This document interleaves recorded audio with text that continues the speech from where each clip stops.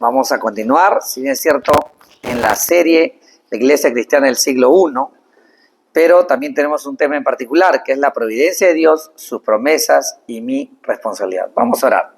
Padre Santo, Señor, gracias por la bendición que tenemos de abrir tu palabra. Señor, hay muchas personas en nuestro país y en todo el mundo, Señor, que viven una vida, Señor, en la cual no separan un tiempo para hablar de asuntos que trascienden, Señor, el dormir, el comer, el trabajar. Si no, Señor, tú nos has hecho seres también espirituales, Señor, como tú. Permítenos, Señor, entender nuestra misma naturaleza y conocerte a ti, que es el todo del hombre, como dice tu palabra. Y que este tiempo, Señor, tu palabra expuesta llegue a nuestros corazones. Que aquellos que venimos todos los domingos, Señor, nos permita seguir creciendo en comunión contigo. Todos los que nos visitan, Señor, seas tú tratando con cada uno de ellos como trataste con nosotros en su momento, para llenarnos de bendición y de alegría en nuestros corazones. Te agradecemos, Señor, por este tiempo. Dejamos todo en tus manos. Sé tú reinando, Señor, en Cristo Jesús. Amén. Amén. Muy bien. Como digo, estamos en medio de una serie que comenzó en el capítulo 24 del libro de Lucas, el Evangelio de Lucas, que lo pueden encontrar en cualquier versión de la Biblia. Desde que comienza allí, se da la resurrección del Señor Jesucristo. Muchos estudiosos definen como esa es la fecha en la cual, al triunfar sobre la muerte y resucitar, es que nace la iglesia cristiana en la cual nosotros podemos acceder a la salvación a través de su obra redentora. Después de terminar con el libro de Lucas 24 en adelante, nos hemos centrado en el libro de Hechos de los Apóstoles, que también el autor humano, el redactor humano, fue Lucas, guiado por el Espíritu Santo. Lucas era un estudioso, un médico, y él se dedicó a hacer toda una investigación. Cuando, si pueden, les animo a que los lean. En la parte inicial de cada uno de estos libros del Evangelio de Lucas y Hechos de los Apóstoles, se puede apreciar claramente las intenciones de registrar toda esa información valiosa que es de utilidad no solamente para los que vivieron el primer siglo, sino también hasta nosotros en el siglo XXI y hasta que Cristo vuelva. Muy bien, entonces, y dentro de esta serie, tenemos el día de hoy en el capítulo 27 del libro de Hechos, pueden ir buscándolo por favor, el título La providencia de Dios, sus promesas y mi responsabilidad como ser humano. En esta serie estamos ya en una circunstancia tal en la cual el apóstol Pablo, y ahora voy a retomar eso después en el texto, estaba en medio de iniciar un viaje marítimo. Y ya hemos venido 2 semanas reflexionando en ello, pero antes de entrar a eso, sería bueno que podamos hablar algo de lo que significa entender la providencia de Dios, sus promesas y también la responsabilidad que nosotros tenemos los seres humanos. Le voy a pedir con todo el corazón que podamos hacer inicialmente una primera secuencia lógica en base a la Biblia que nos va a permitir ubicarnos bien en el pasaje que el día de hoy vamos a reflexionar en Hechos. En primer lugar, todo ser humano tiene que definir si es que Dios existe o no, si esa es una convicción en nuestra vida o no.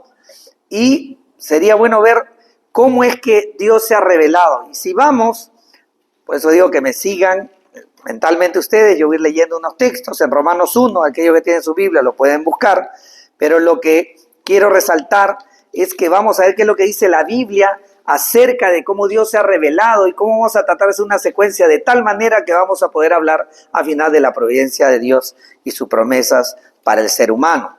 En Romanos 1, versículo del 18 al 23 dice: porque la ira de Dios se revela desde el cielo contra toda impiedad e injusticia de los hombres que con injusticia restringen la verdad.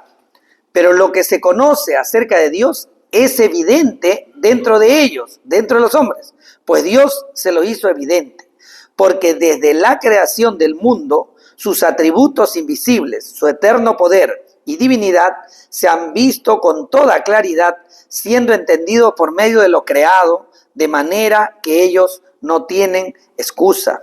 Sí, en el verso 21 dice: pues aunque conocían a Dios, no lo honraron como a Dios, ni le dieron gracias, sino que se hicieron vanos en sus razonamientos y su necio corazón fue entenebrecido. Profesando ser sabios, se volvieron necios y cambiaron la gloria de Dios incorruptible por una imagen en forma de hombre corruptible, de aves, de cuadrúpedos y de reptiles. En pocas palabras, lo que está diciendo acá es que la Biblia afirma de que Dios se ha revelado a todos los seres humanos a través de la naturaleza. La ciencia viene descubriendo, conforme pasa el conocimiento y va incrementándose la información que podemos acumular y los métodos de investigación, que realmente es increíble la naturaleza como tal. Pero dice que el ser humano ha negado eso hacia Dios y ha llegado en sus propios razonamientos, y la consecuencia es el devenir del mundo, del hombre, en el cual podríamos decir que cada vez estamos peor. Pero seguimos con este razonamiento lógico y bíblico, y si nos vamos a la carta de los Hebreos, no solamente ya Dios se reveló a todo hombre de la creación, sino de manera especial se hizo de un pueblo, el pueblo judío que llamamos ahora, pero el pueblo hebreo en sus inicios. Y dice en Hebreos 1, del 1 al 4, dice: Dios, habiendo hablado hace mucho tiempo, en muchas ocasiones y de muchas maneras a los padres por los profetas, está hablando de los padres, los antiguos, de que el pueblo judío fue formado, en estos últimos días nos ha hablado por su Hijo, hablando del Señor Jesucristo, a quien constituyó heredero de todas las cosas, por medio de quien hizo también el universo. Él es el resplandor de su gloria y la expresión exacta de su naturaleza, y sostiene todas las cosas por la palabra de su poder. Después de llevar a cabo la purificación de los pecados, el Hijo se sentó a la diestra de la majestad de las alturas, siendo mucho mejor que los ángeles, por cuanto ha heredado un nombre más excelente que ellos. Después que Dios se ha dado a conocer a todo ser humano a través de la naturaleza y sigue magnificando su gloria, mostrándose a todo ser viviente, hablando de los seres humanos, vemos que en su momento dice que Él quiso hacer un pueblo de Él y se reveló a través de los profetas, comenzando por, llamó a Abraham, y posteriormente cuando llamó a Moisés, pudo anunciar las verdades de Dios al pueblo de Dios. Pero llegó un momento en el cual lo que los profetas habían dicho, y lo vimos hace pocos meses, los profetas habían anunciado para la Navidad, me acuerdo del mes pasado, se cumplieron todas aquellas profecías. A veces a algunos nos gusta investigar información, y es increíble la cantidad de profecías del Antiguo Testamento que se cumplieron en la persona del Señor Jesucristo, y eso lo vimos en la Navidad. Y dice que en Él el Señor se ha revelado. Y también dice en la Biblia que Dios, en su soberana voluntad y en su derecho como creador, tiene potestad de nuestra existencia. Como decía el compañero, vamos a Job capítulo 14, versos del 1 al 5. Job, según los investigadores, esta vez fue el libro más antiguo escrito, dicen, y otros no, pero vamos a ver lo que dice Job 14, versos del 1 al 5.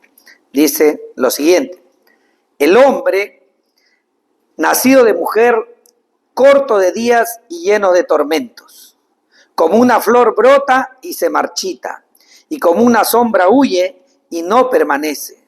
Sobre él ciertamente abres tus ojos y lo traes a juicio contigo, hablando de Dios.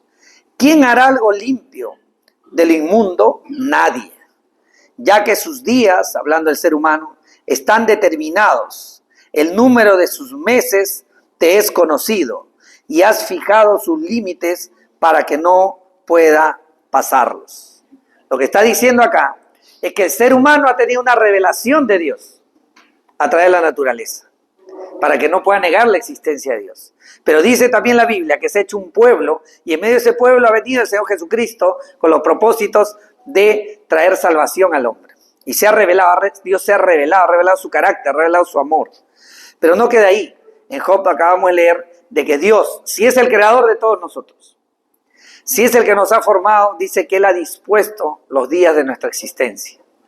Entonces, bajo esas consideraciones bíblicas, esta secuencia de afirmaciones lógicas basadas en la Biblia, encontramos que nosotros, los seres humanos, podemos tener algunos conceptos de lo que Dios hace y lo que nosotros o cualquier ser humano debe hacer ante una circunstancia. Inclusive aquellos que hemos encontrado salvación en Cristo y somos hijos de Dios, también tenemos a veces afirmaciones en nuestra mente, tal vez no de manera detallada, tal vez no tenemos un concepto escrito, pero tenemos en nuestra mente, en nuestro corazón, maneras de reaccionar que afirman algunas cosas. Por ejemplo, algunos pueden afirmar de que sí, Dios nos creó, pero Él no está en el día a día con nosotros.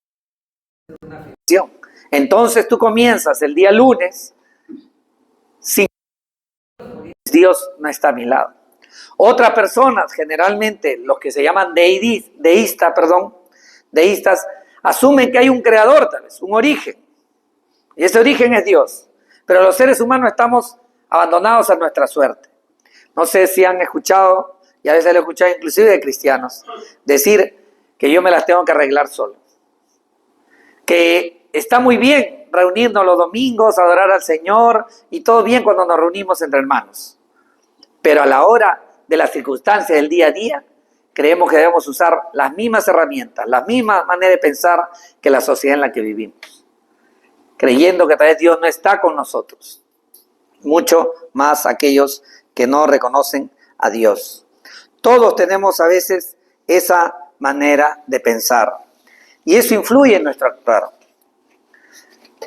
Te cuento una pequeña, más que pequeña, la realidad de mi vivir, la razón de mi vivir.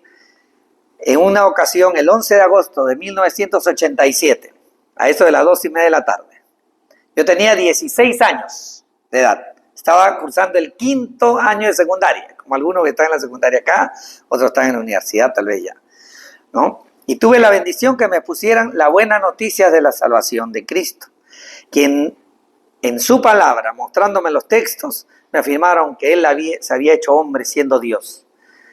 Y en esta vida, como ser humano, Él vivió una vida santa, sin pecado alguno.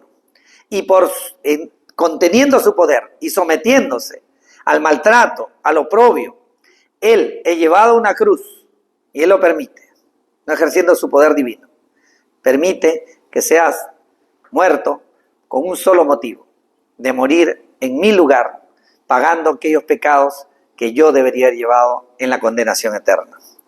Cuando me mostraron esto que es el Evangelio, yo tenía que dar una respuesta. Y la respuesta que di fue que aceptaba la obra salvadora de Cristo, que lleve mis pecados allí, y yo aceptaba su justa vida que se imputa a mí, que se asigna a mí, de tal manera que en ese intercambio de arrepentimiento y fe por parte mía, y por el lado de Jesucristo, de una muerte santa en lugar mío, llevando mis pecados, pudimos hacer ese intercambio en el cual desde ahí dice la palabra que dejo de ser una criatura para pasar a ser un hijo de Dios, porque haya gracia de parte de Dios. Esa respuesta de fe que Dios permitió que yo tenga transformó mi vivir. Son casi 39 años que voy a cumplir ahora en este año andando con el Señor. Y en esa misma oportunidad, la persona que me compartió tuvo un acto de gran bondad para conmigo y me dedicó un salmo, el Salmo 91. En el Salmo 91, vamos a leer algunos de los versículos por cuestión de tiempo, pero ese es el salmo que a veces yo siempre decía es mi salmo, en realidad es un salmo para todos los hijos de Dios. Y es un salmo que el Señor allí registra una serie de promesas para todos los que hemos confiado en Él. Pero estamos partiendo de que Dios tiene soberanía sobre nuestra vida. Y si Él decide que en un minuto yo deje de existir, así será. Pero si Él decide que yo tenga que vivir unos años más, también será así. Pero en el interín la pregunta es, ¿qué es lo que vamos a hacer? Cada uno de nosotros con la vida debajo del sol, como dicen también. En el Salmo 91 hay algunas excelentes promesas. Y voy a leer, por ejemplo, el verso 1 y 2 que dice: el que habita al amparo del Altísimo morará a la sombra del Omnipotente. Diré yo al Señor, refugio mío y fortaleza mía, mi Dios en quien confío. Dice el verso 10 y 11 del mismo Salmo 91. No te sucederá ningún mal, ni plaga se acercará a tu morada, pues Él dará órdenes a sus ángeles acerca de ti, para que te guarden en todos tus caminos.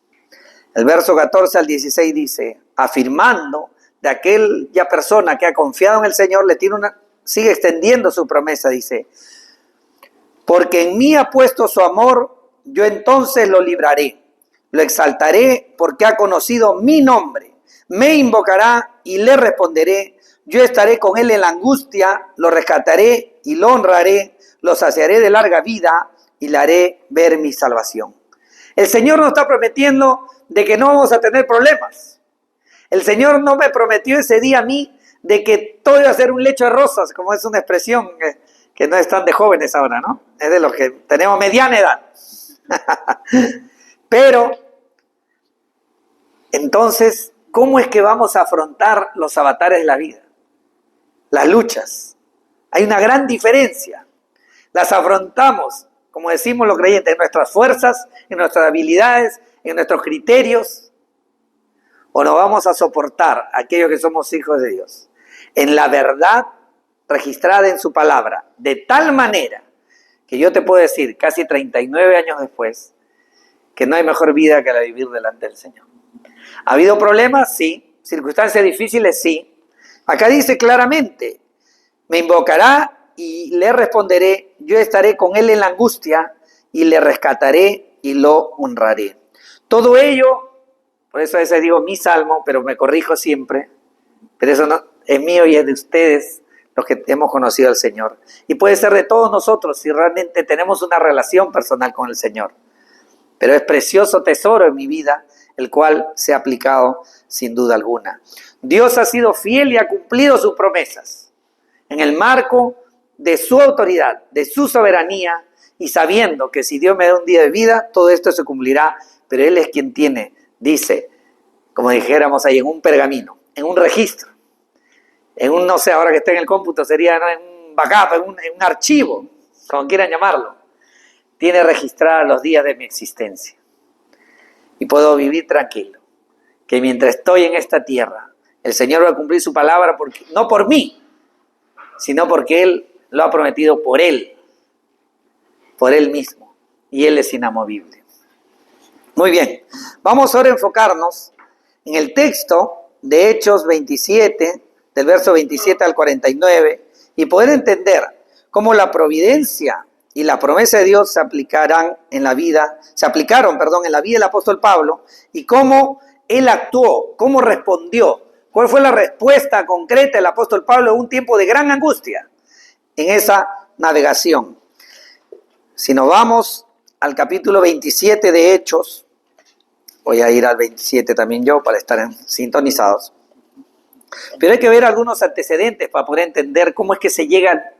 Están en el verso 27, el capítulo 27, se está en pleno naufragio. Están a punto de naufragar. Están en una crisis tremenda. Y vamos a ver en un mapa cómo se ven los antecedentes de este naufragio. No sé si puede poner el mapa ahí, Dani. Lo tenemos perfecto. Muy bien. Por si acaso, para guiarme, yo también tengo acá mi mapa. Así no me va a dar tortícolis. Muy bien. ¿Qué es lo que pasa en medio de este contexto?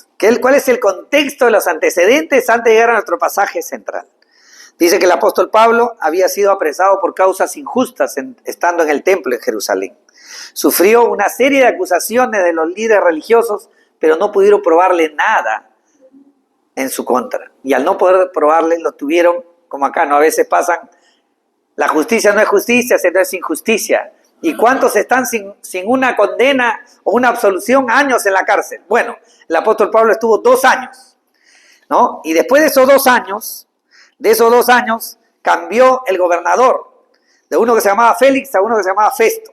Y Festo viene y dice, esto yo lo resuelvo de inmediato. Y cuando va a resolverlo de inmediato, se da cuenta también de que las acusaciones que hacían no tenían sustento, y él debía liberarlo.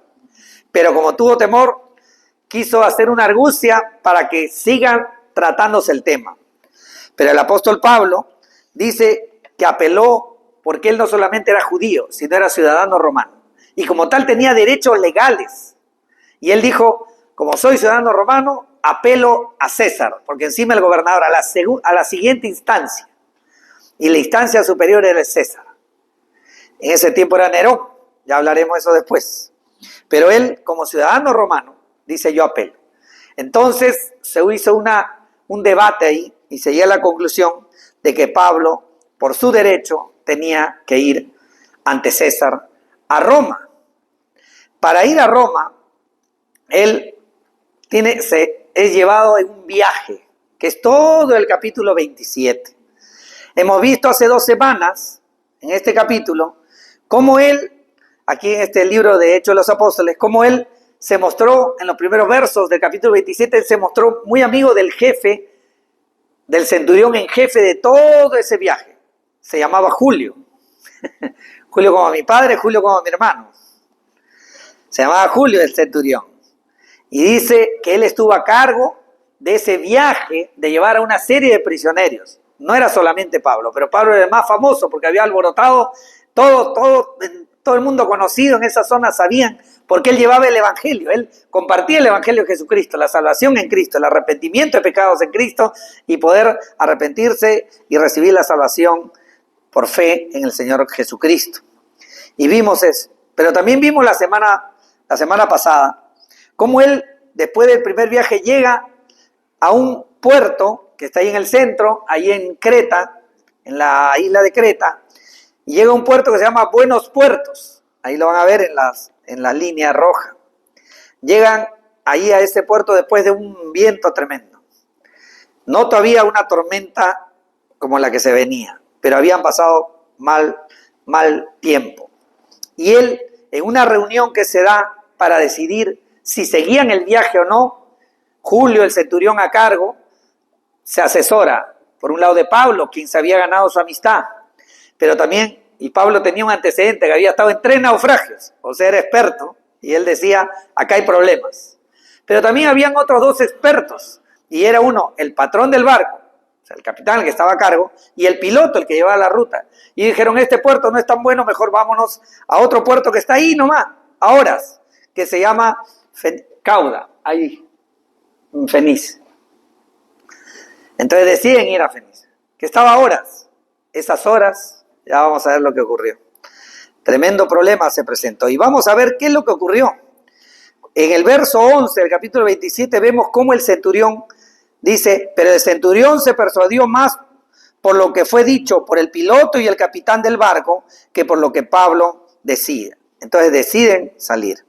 Y al final empieza el grave problema. En el verso 14 del capítulo 27 dice, pero no mucho después, desde tierra comenzó a soplar un viento huracanado que se llama eurociclón. O sea, ya el viento era de esa época que se podía dar, era tan fuerte, tan conocido cuando se daba, que hasta nombre tenía, eurociclón. Y eso es lo que ocurrió, y lo sopló tremendamente. A tal extremo que podemos ver en el verso 18 lo que ocurrió, y dice, al día siguiente, mientras éramos sacudidos furiosamente por la tormenta, comenzaron a arrojar la carga, o sea, empezaron a haber problemas serios. Oye, está aquí una tormenta terrible, vamos a aliviar esto, porque esto se empieza a complicar. Y dice en el verso, voy a seguir con el 19, dice, al día siguiente, mientras éramos sacudidos furiosamente por la tormenta, comenzaron a arrojar la carga. Al tercer día, con sus propias manos, arrojaron al mar los aparejos de la nave, como si el sol ni las estrellas aparecieron por muchos días, y una tempestad no pequeña se abatía sobre nosotros. Desde entonces fuimos abandonando toda esperanza de salvarnos. Ahí pueden ver en su gráfico, hay unas flechas de cómo era el viento, y el barco se pierde en esa tormenta. Allí nos quedamos la semana pasada. Pero había un hecho importante que hay que resaltar para poder clarificar el último hecho antes de ir directo a nuestro texto. En el verso 23 del mismo libro de Hechos, ya el Señor Jesucristo se le había presentado en una visión al apóstol Pablo, y en el verso 11 del capítulo 23 ocurre lo siguiente. Pablo estaba desanimado, había sido maltratado, estaba preso. ¿Cuándo me hacen justicia? Y dice, a la noche siguiente el Señor se le apareció a Pablo y le dijo, ten ánimo, porque como has testificado fielmente de mí de mi causa en Jerusalén, así has de testificar también en Roma. Entonces él tenía ya un anuncio del Señor Jesucristo de que iba a llegar a Roma. Pero tal fue la tormenta, tal fue el tiempo que estuvieron azotados por este eurociclón, haciendo trizas el barco y ellos viendo cómo sobrevivir, tirando las cosas del barco, viendo qué hacer. Dice que todos, dice Lucas ahí redacta, de que habían abandonado inclusive la posibilidad de vivir. Y esto incluía al apóstol Pablo. Y nosotros dijimos la semana pasada que Dios intervino y cumplió esta promesa que le había hecho en el capítulo 23, verso 11.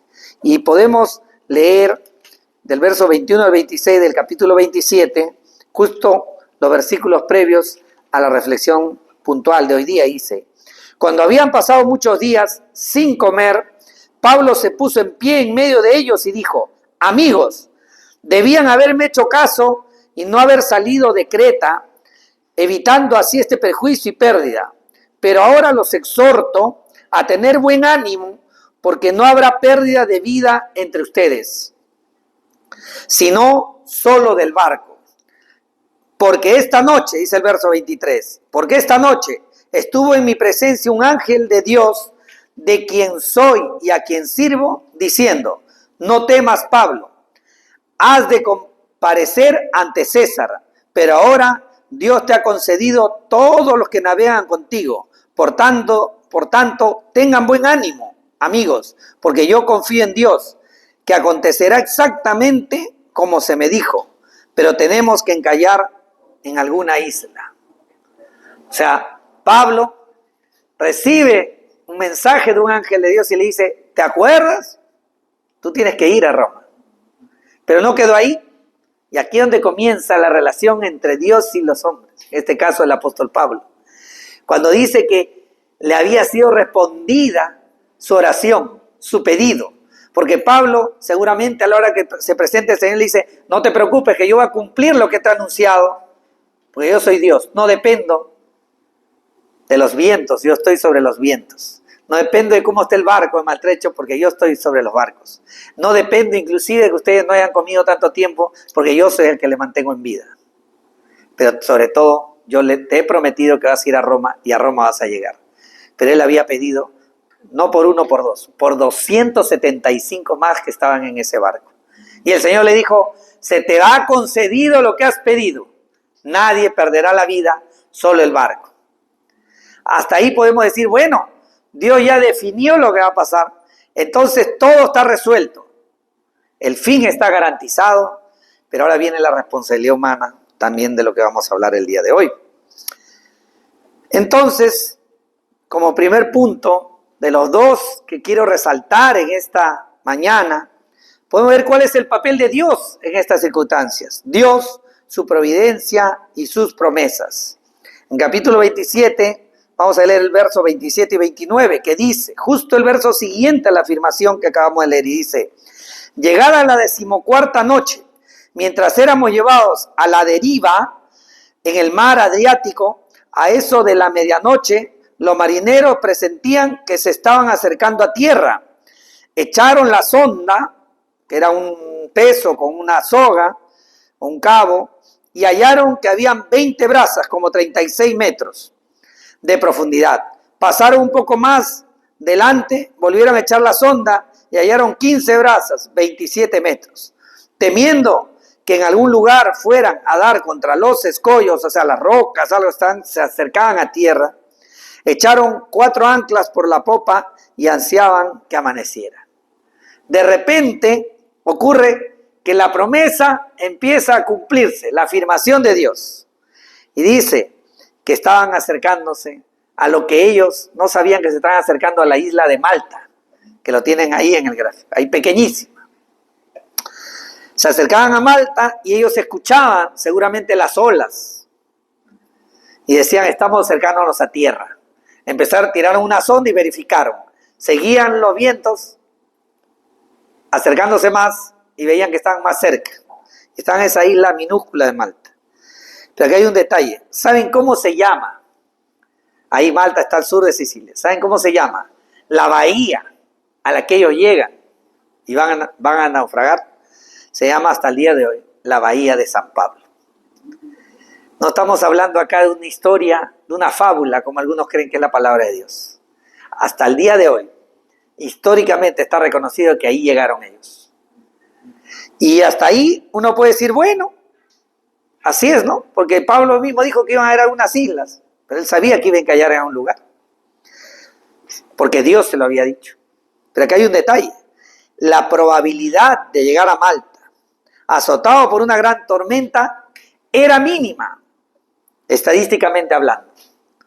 Pero hay una frase que nosotros estamos acuñando, que se llama, pero Dios, ¿no es cierto? Decimos así. Me gustaría que repitamos todos. Pero Dios.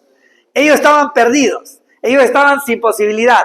Ellos estaban condenados a morir. El Señor le afirma a Pablo que no solo va a ser salvo él para cumplir el plan que él tenía que llegue a Roma, sino también los 275 que le acompañaban. Pero Dios hace lo siguiente, y lo ha anotado acá, que en medio de los vientos de una gran tormenta se recorren 752.6 kilómetros en 14 días. Revisando información, aquellos que hacen los cálculos, los que hacen regatas, aquellos que se mueven con los vientos, no por motor, sino a vela. Yo he tenido ocasión de navegar a vela y hay que ser muy hábil. Pero aquí ya no había vela, pues se había destruido todo. Estaban tirando los bultos. Lo único concreto es que si sacan la cuenta, la probabilidad era baja, pero sí, en 14 días ibas a recorrer con esos vientos ya conocidos hasta el día de hoy una distancia similar. La gran diferencia era que para dar a ese punto pequeñito que está ahí en el mapa llamado Malta, la probabilidad era mínima, pero Dios había decidido que eso ocurra. Habían pasado esos 14 días. La providencia de Dios es amplia. Hace que todo lo que ha creado Él siga manteniendo las propiedades como Él las creó y que sigan existiendo. También hace que todo lo que ha creado sigan expresando las características y sigan actuando como Él las diseñó. Pero también tiene otra faceta en la cual Él gobierna toda su creación. Incluso dice que Él ha separado al malo, al perverso, para que un día sepamos que Él es justo y dará su castigo correspondiente. Nosotros creemos que somos el centro de nuestra existencia, pero Dios nos dice, yo soy el creador, yo me he revelado y yo sostengo, no solamente he creado, sino sostengo y hago que las cosas sigan pasando. Yo tengo un propósito más allá de lo que tú tienes, pues los propósitos se sostienen en mi gobierno, en mi autoridad. Los vientos, la marea y la tormenta siguieron cumpliendo sus actividades, pero sin dejar que los designios del Señor fallen. Lo que Él dijo iba a pasar. Y que había dado su promesa a su hijo Pablo. Y los 275 hombres que lo acompañaban se iban a salvar. Hasta allí, dice en Mateo 5:45 en la segunda parte, dice, porque Él, hablando de Dios, hace salir su sol sobre malos y buenos y llover sobre justos e injustos. Muchas veces nosotros decimos, ¿por qué me pasó esto? ¿Por qué tal hizo tal perversidad, tal maldad? ¿Por qué hay un ladrón? ¿Por qué hay tal situación? ¿Por qué hay aquella injusticia? El Señor no es el causante, nosotros somos responsables de nuestras maldades. Pero Dios va a hacer justicia eterna sobre todos los hombres. Y Él tiene propósitos que van más allá de lo que nos podemos imaginar. Y cuando Dios decide algo, habla como en su momento habló, por ejemplo, de Ciro, a quien le dijo, mi siervo Ciro, y él ni siquiera lo reconocía, pero se dio cuenta que el Dios de Israel era el Dios del universo, porque vio en su actuar, vio en la naturaleza, vio en cómo este pueblo escogido se manifestaba, que había alguien poderoso atrás y era el Dios creador de todo. Muy bien, Dios manifiesta su providencia, sostiene toda su creación, incluyendo a los habitantes de la tierra. La providencia de Dios es muy amplia y seguramente le iremos tocando de acuerdo a unos pasajes que nos va a permitir analizarlo. Pero ahora hablaremos del hombre como segundo punto relevante. El hombre, su responsabilidad. Vemos entonces repasando, Dios, su providencia que tiene todo, lo administra, lo gobierna y lo ejecuta. Y las cosas siguen actuando, inclusive los seres humanos, dentro del marco de la creación y de las características y las cualidades que Dios les ha dado a cada uno. Igual la naturaleza en su conjunto, como vimos ahí, la tormenta misma. Pero el hombre también tiene su responsabilidad. Vamos a ver Hechos 27, del 30 al 41, y vamos a ir leyendo algunos versículos y explicándolos. Dice en el verso, Hechos 27, verso del 30 al 34, dice lo siguiente. Y aquí vemos a Pablo cómo responde responsablemente ante la providencia de Dios. Y dice, como los marineros trataban de escapar de la nave y habían bajado el bote, o sea, estaban ahí encallando, estaba amaneciendo y ya se querían ir.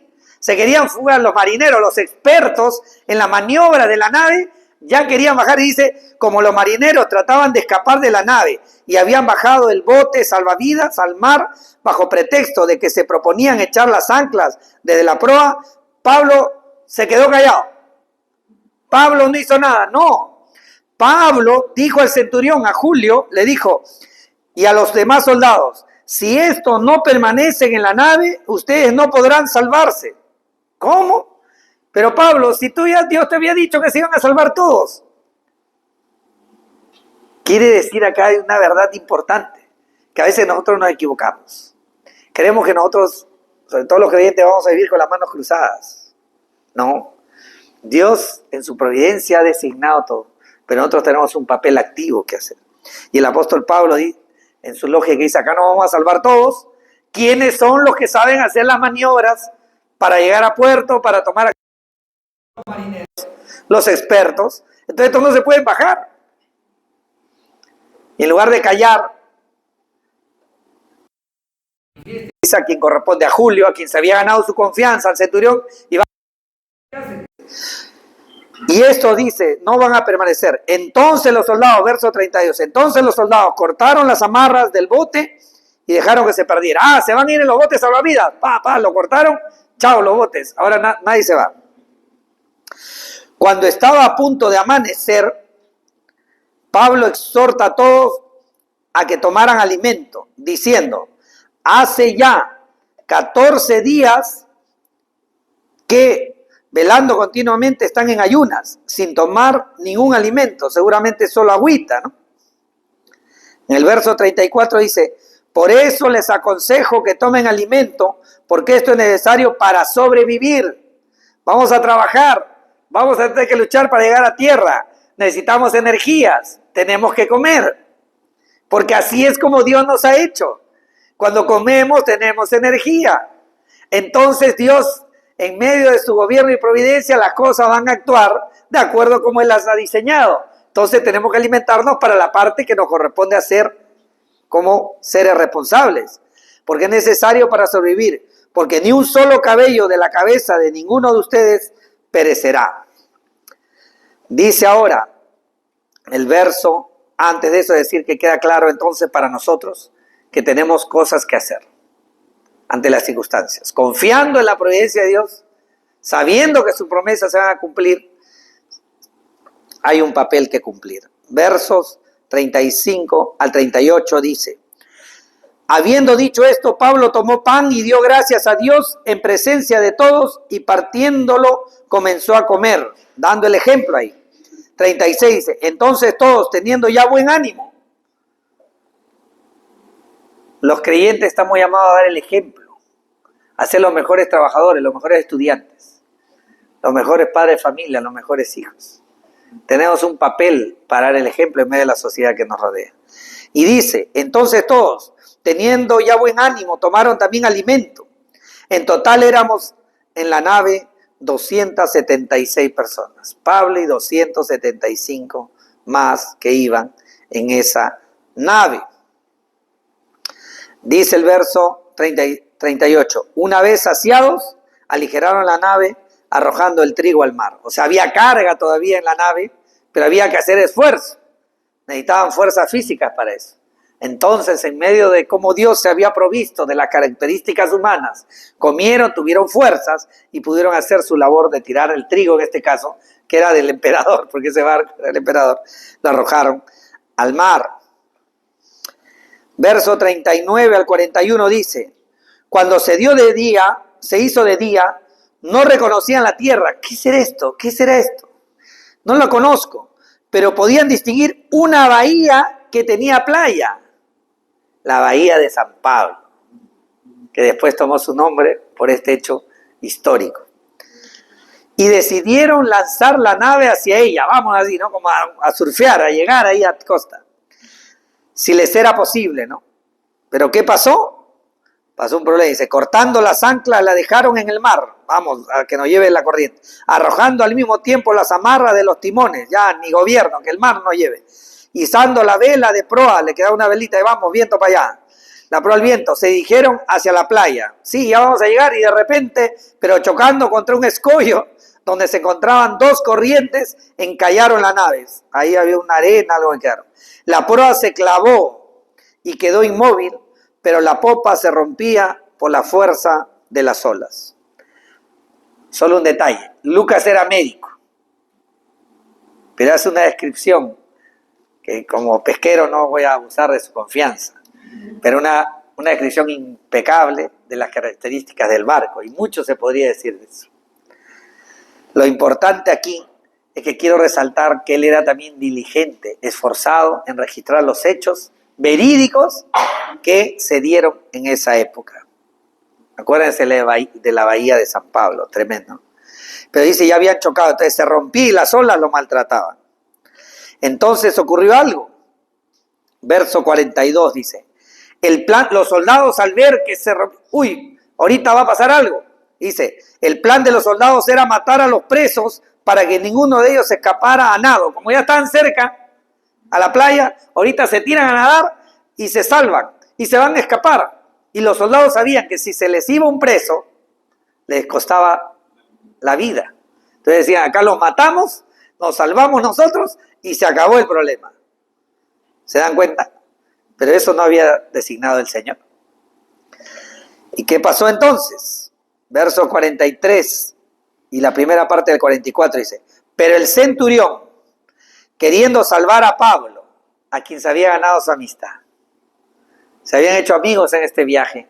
Y Pablo, sin duda alguna, había orado por ellos. Y él lo manifestó. Y sabía Julio que su vida misma se estaba salvando por respuesta de Dios a la oración de Pablo, a su siervo. Dice, pero el centurión, queriendo salvar a Pablo, impidió su propósito y ordenó que los que pudieran nadar se arrojaran primero por la borda y llegaran a tierra. Y que los demás siguieran, algunos en tablones y otros en diferentes objetos de la nave. O sea, en otras palabras, Julio, a él no le importaban mucho los demás presos. Él quería salvar a Pablo nomás, quien se había hecho su amigo. Y que Pablo había pedido por él. En esas cosas inexplicables del Señor, los demás fueron beneficiados. Entonces dice que dijo, no corte. Los que saben nadar, que naden. Como él estaba a cargo de todo, él iba a poner su cabeza en juego. Porque todos iban a decir, ¿quién dio la orden? Julio el centurión.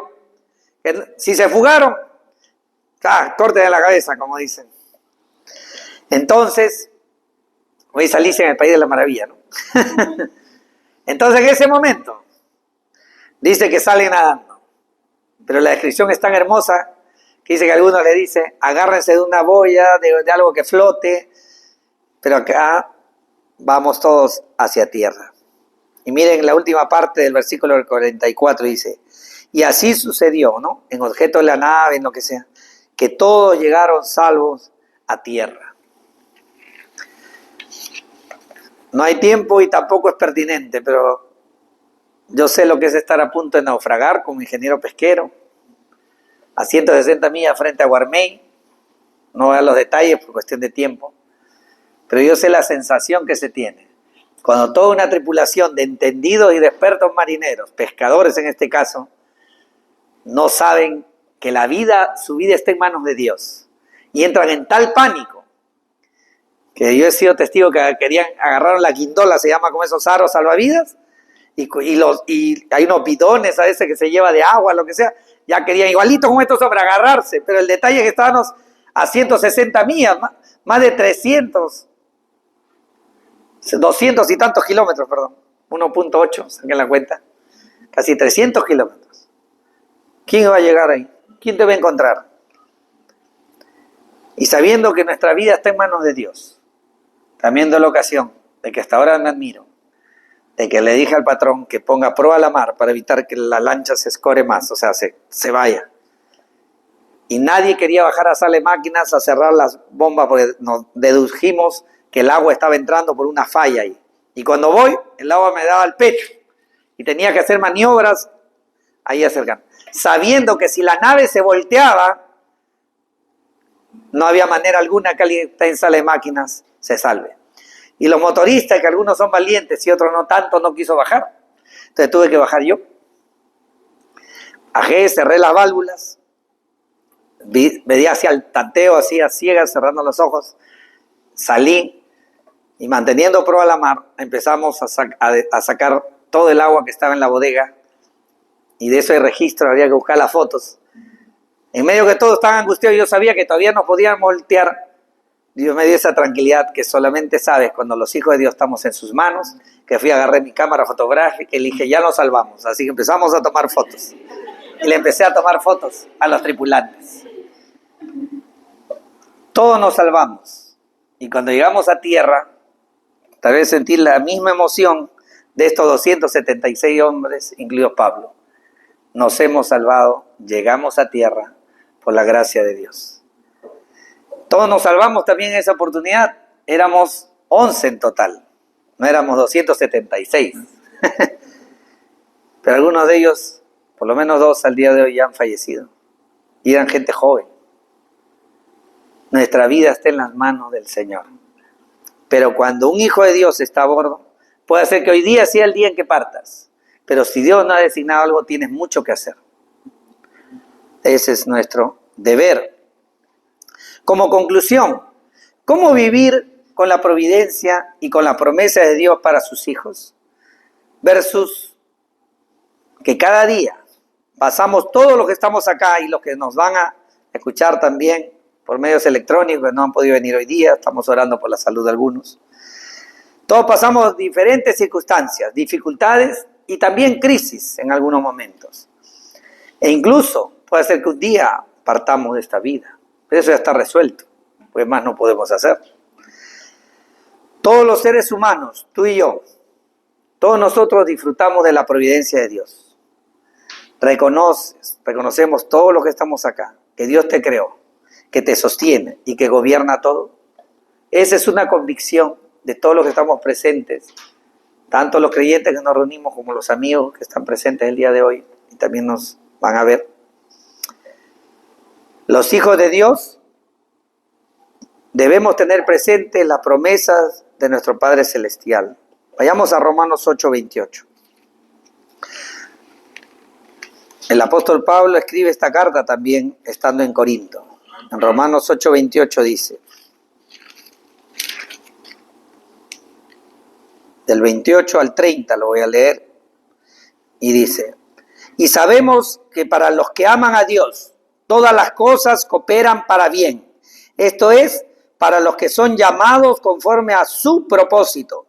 Porque a los que de antemano conoció, también los predestinó a ser hechos conforme a la imagen de su Hijo, para que Él sea el primogénito entre muchos hermanos.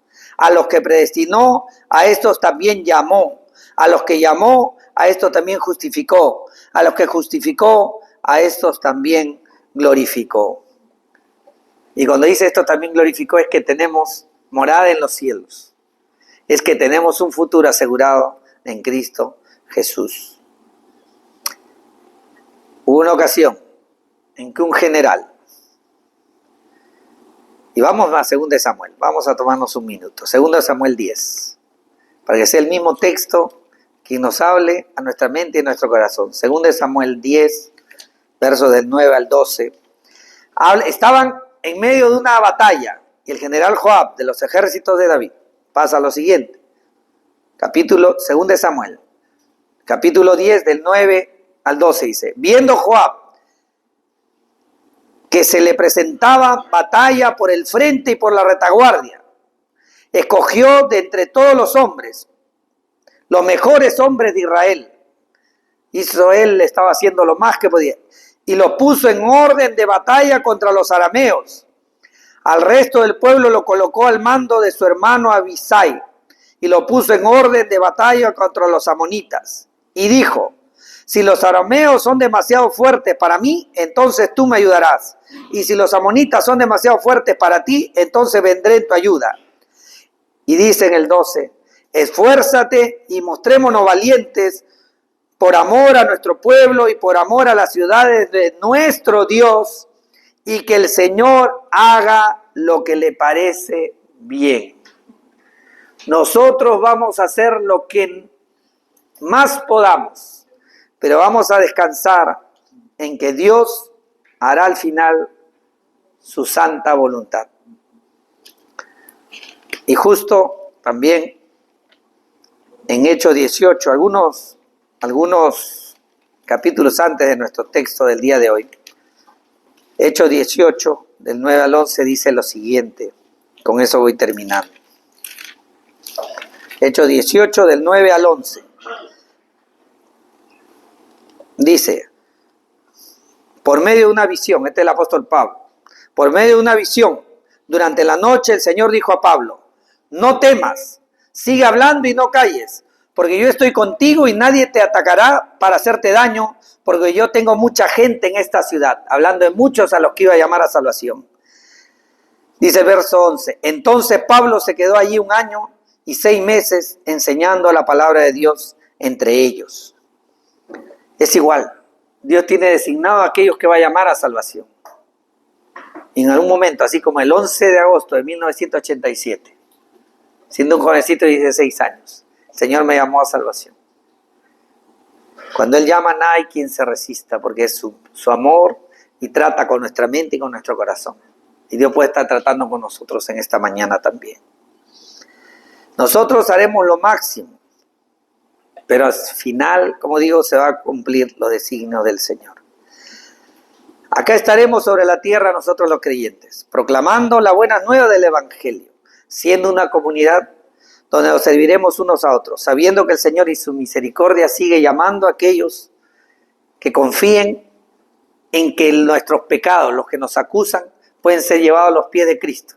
Y esa lista que el enemigo, el acusador, está poniendo entre Dios y nosotros, se puede hacer un intercambio con arrepentimiento y fe en esos pecados, entregándoselo al Señor, y Él nos imputa su salvación, nos asigna su perdón. Y eso es en fe. Y de aquí en adelante solo hay 2 maneras de vivir. O vivimos como criaturas de Dios, sabiendo que un día el Señor tiene nuestros días contados, y viviendo en nuestras fuerzas, o si no, como hijos de Dios, sabiendo que no solamente la providencia de Dios está sobre buenos y malos, sino las promesas de Dios, como aquellas que el Salmo 91 viene iluminando mi vida, casi 39 años. Estoy seguro que todos los que estamos acá podemos hablar mucho de algunas promesas que como hijos de Dios tenemos y se cumplen. Pues de esa manera podemos vivir, escojamos nosotros. Inclinemos nuestro rostro, vamos a orar. Padre Dios Santo, Señor, gracias, porque hasta el día de hoy, Señor, en medio de esa tormenta, tú mostraste que la naturaleza se somete a ti, que la voluntad de los hombres, llegado el momento, tú la puedes doblegar. Que, Señor, todas las cosas que tú has creado, las sostienes y las mantienes, no escapas de tu gobierno soberano.